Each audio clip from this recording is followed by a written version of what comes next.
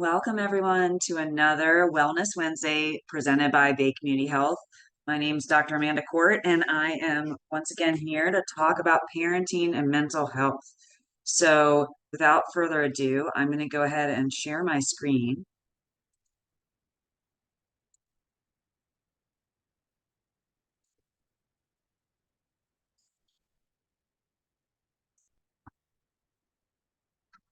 Hopefully everyone can see that screen of parenting and mental health. I went through introductions already. I'm Amanda Court, Dr. Amanda Court. I am one of the behavioral health providers at Bay Community Health. And I do work with all ages, school age and above. I am also a parent myself. So I wanted to go over some ground rules for participation in this event or in this series, just for those that may be new or tuning in. We always, as people join in, we want to make sure that this is an inclusive environment, that this is a safe environment. So we want people to feel comfortable sharing about their own children, friends of children. I know a friend that is welcome. Please feel free to talk about. I want you to share about your own children. I will probably share about mine too. And this will be part psychoeducation and part support group. So the support group means that we're there to support each other, share our own experiences, what's worked, what hasn't, questions we have, to make sure we're using inclusive language. We are not judging. There's no criticism here. We're all in this together. There is no such thing as a perfect parent. And we all make mistakes, and that is okay. So we're here to talk about different topics related to parenting and mental health. The first week, we spent, well, before we get into that, the last thing I say is we're all learning here. I am not an expert on parenting. I don't pretend to be. I do know, however, a lot of what's in the research and what's been proven to work, and with the clients that I've seen in the past, what's worked for them, what hasn't, and the trends I see there. So that's how I'll share things, not from a perspective that I am some wonderful parent. I think my kids love me. I know they would say I am far from a perfect parent. So, and I want to use it from that perspective. So when someone has some good advice, I will be an active listener, and I want everyone else to be an active listener too. We'll let people go. I'll try and help people share.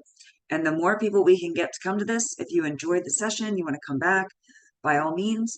This is informal. It's open to everyone in the community. This is completely free.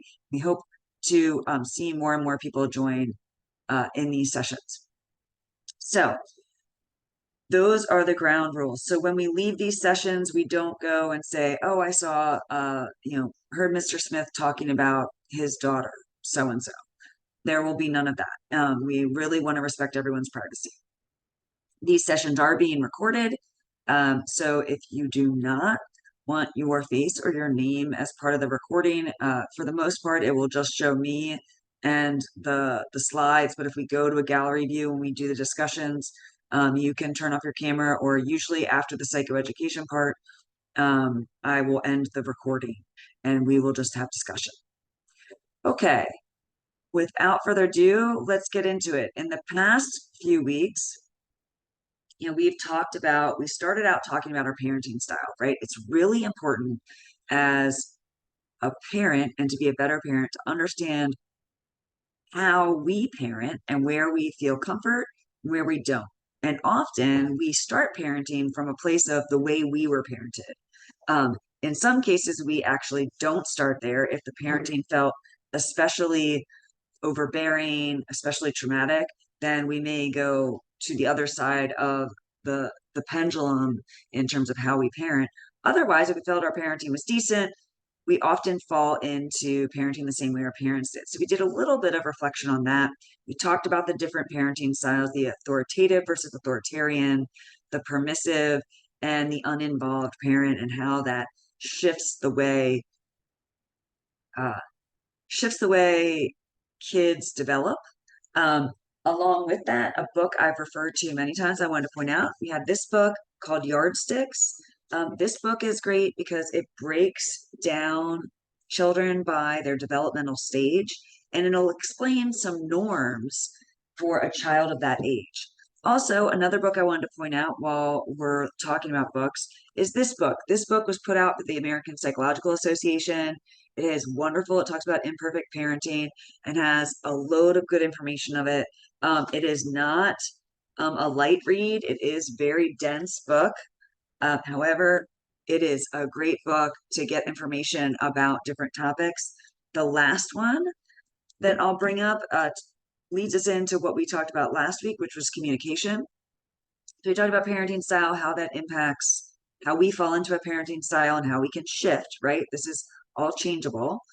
And then we switched into another week when we talked about communication and how we both communicate verbally and non-verbally. Didn't get into the nonverbal too much, although we've all heard that 95% of our communication is nonverbal. So being aware of how we move our hands, right? How our face looks, the way our body's turned to someone or away from someone, all is saying something. We broke down different aspects of communication when we talked about how communication can be broken down into different categories and what every type of communication is reflecting, of the parts of communication. We talked about the observation of the facts, right? We talked about the feelings or the relationships that a communication is purveying to somebody, and what is being asked in that communication. The example we used last week was walking into a kid's room and saying, this room is a disaster, right? Well, disaster is relative. What were the facts? Maybe there were clothes on the floor, and we talked about different ways to kind of walk through and work through that, right? And different ways to communicate in a way that is both compassionate, factual, and is more open in what we call nonviolent communication, which a lot of that, this book, a lot of that came from. Okay. And that's finding new ways to communicate where we lead with facts and our feelings about those facts. And that opens a discussion and helps people be less defensive about what's going on. So we did a little bit about that. And then also part of the communication book, there's this book that has been around for a long time and it's still a good one. There's great information here to share. You know, How to Talk So Your Kids Will Listen is a great book that I use with many of my parent clients. It does have a lot of nuggets of good information in there. That's what we covered in the past. Now we're moving on to today. So we talked about our parenting styles, how we communicate. Now we're going to move on to emotional literacy. Something I did mention in previous weeks was the study, right, about how children that were able to not, there was a marshmallow study. Children were given a marshmallow, put in front of them on a table, and they said, hey, if you can wait 3 minutes and not eat this marshmallow, we'll give you 2 marshmallows. And then they studied those kids, all the kids that were in that study, over a long period of time, followed them into adulthood. And the children that were able to hold out for 3 minutes, or the children that could hold out longer and wait to get the second marshmallow, actually did better in life. They were more successful, happier, healthier. And so what that tells us is we want to build the ability of our children to find ways to be patient, find ways to be a little bit more persistent. And along with that comes emotional literacy. So we've all heard of emotional intelligence, and that's EQ. That's what we're going to talk about a little bit in here. It's one of my favorite topics because I often tell, whether it's a parent client or kids, when I'm dealing with kids, I spend a lot of time teaching children new emotion words. If you've ever seen me as a clinician, you have gotten to know the feely wheelie, as I call it. It's this giant wheel filled with feeling words. And they're categorized by basically the only feelings we learned when we were in school. And that's, mad, happy, sad. And then after that, there might be like content. And that's it, right? That's all we learn. But think about how many variations there are to mad. You could be irritated. You could be annoyed. You could be angry. all versions of mad, right? Sad has different levels. Happy has different levels. There's joyful and elated, and there's, a little bit happier than content, right? And they're all different layers too. And so the more words that we can teach our children and teach ourselves as emotion words and learning those different layers, those different levels, the better we're able to communicate to our children, to others, and the better we're able to understand what we're dealing with. So it helps us to empathize with others and to be able to respond more appropriately to what's going on. So, and respond to emotions with appropriate behaviors in a cooperative, functional, and empathetic manner. To be emotionally intelligent requires knowing who you are, your own feelings, and your own needs.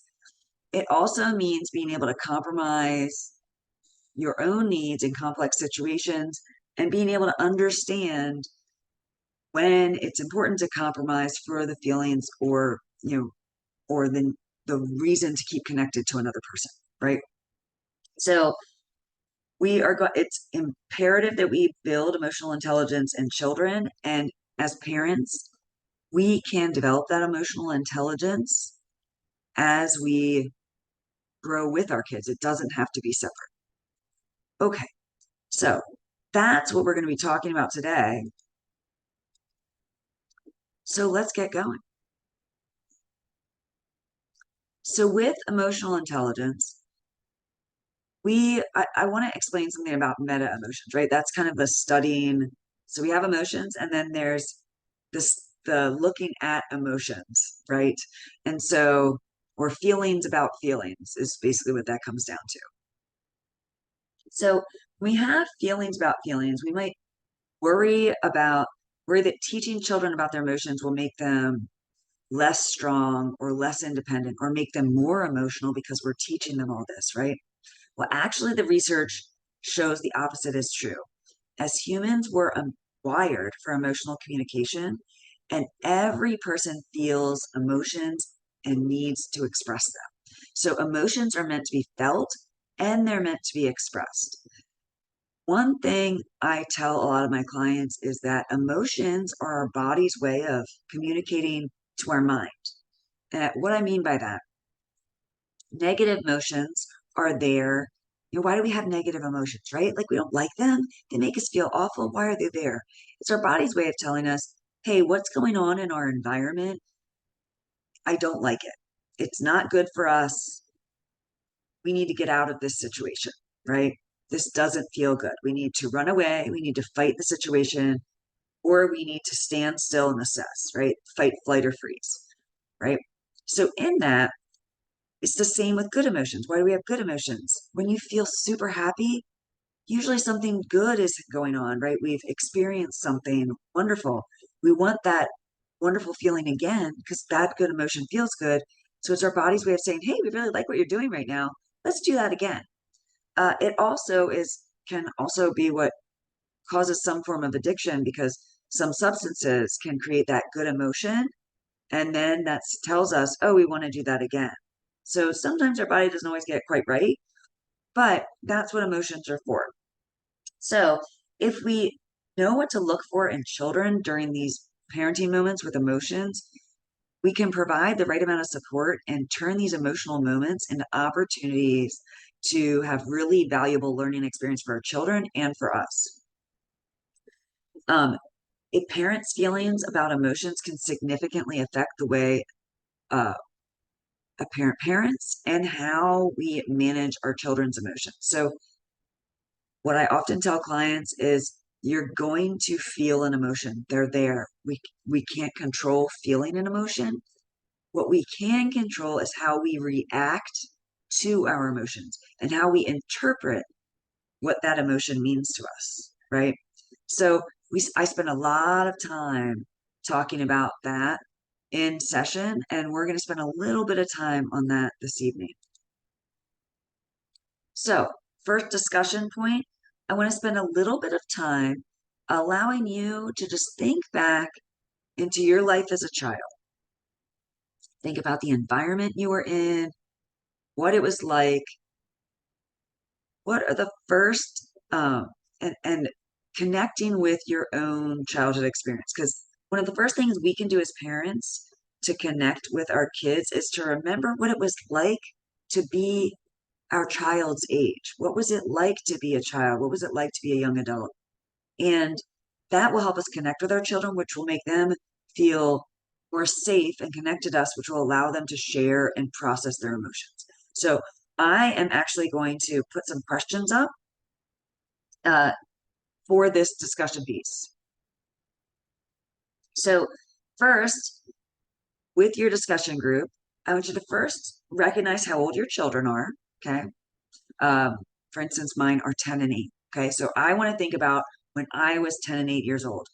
It might be hard to remember exactly what was happening when I was 10 or when I was 8, but I can remember elementary school, right? And I can remember different grades and kind of remember individual things that happened at different grades. So I can go back there. And then what I'm going to do is I'm going to answer the questions that are here. In case it's a little tough for anyone to read, I'm going to read through these and then I'm going to pause the recording, let you break out in your discussion groups and talk about this, and then we'll come back together.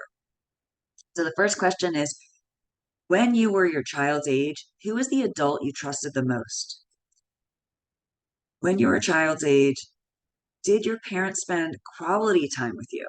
Right? The quality time is really important. Your parents might have been around, but were they sitting on a couch, drinking a beer and watching TV? Or were they there interacting with you? Right? On a normal school day, how did you spend your days? Did you go to school in the summer? What did you do most days during the summer? During most days of your childhood, did you feel secure or were you fearful? Fearful of, if you were fearful, where were you fearful? Did you have fear going home? Did you have fear getting in trouble at home? Did you have fear at school or maybe some other place, right? While you were a child, what were your biggest challenges? Who did you talk to about your problems? Was there a good friend? Was there a pastor? Was there a cousin or an aunt or an uncle or maybe a parent you felt like you could share things with? Who were your friends? And as you think back about those friends, were you close with them? Were they really friends? Or were they just a group that you hung out with? And in every family, we take on roles. I will tell you, as when I was growing up, I was a lot younger than my other siblings, and my parents were older when they had me, obviously. And so my role often was kind of the peacemaker. I would go to different siblings when they were fighting, find out what the problem was, go back, go talk to the other sibling, and try and help them make peace. Because if they were grumpy and annoyed, then they often took it out on the little kid, right? They would take it on me. So if I could get them to make up and be happy, then my life was easier. So I often took on that peacemaker role in my own family. So what role did you take on? Some take on a peacemaker, some take on the, you know, I'm I'm the one that's like the extra parent. If you were the oldest child, everyone has a role, and you might just have to think about that for a second. Okay, I am going to take a second. I'm going to pause the recording here, and I am going to allow us to. I am going to allow us to. Uh, sorry, this is taking me a second, longer than I would like. I'm going to allow us to talk about this with our groups. For some reason, it's not, I can see it down here, but I can't see the rest of my screen. See if we can get this to work. Oh, it's over here. Okay, so I'm going to stop sharing for a second. I'm going to pause the recording. I'm going to stop sharing.